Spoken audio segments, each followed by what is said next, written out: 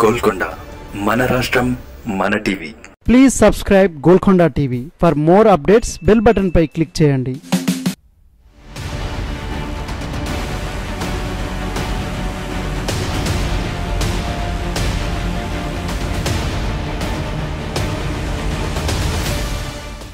Bharatiya Janata party ఈ ఎన్నికల్లో అబ్ కీ బార్ 400 పార్ నినాదంతో దేశంలో ఎన్నికల ప్రచారం హోరెత్తిస్తోంది.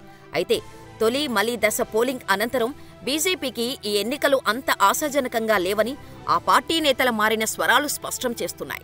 అనుకూల వాతావరణం లేకపోవడంతో ప్రధాని మోడీ, హోంమంత్రి అమిత్ షాలు హిందూ ముస్లిం విభజన, రిజర్వేషన్ల అంశాన్ని తెరమీదకు తెచ్చారని విమర్శలు వస్తున్నాయి.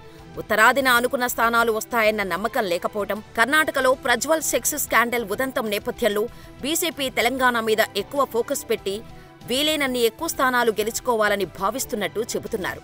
ఏపీలో ఎవరు గెలిచినా తమకే మద్దతుగా నిలుస్తారని భావిస్తున్నారు.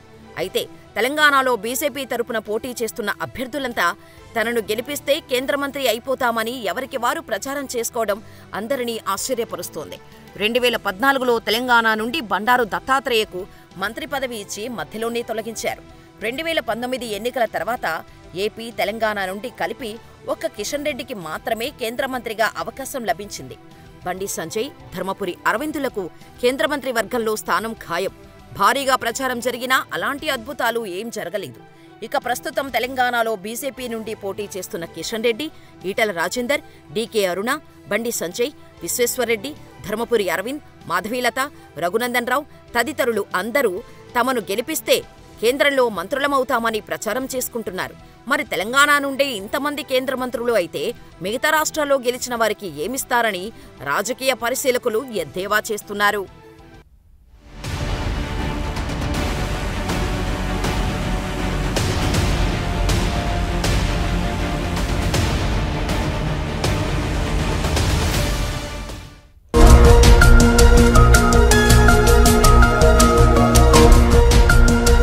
సత్యాలు చెప్పడానికి సాహసం కావాలి.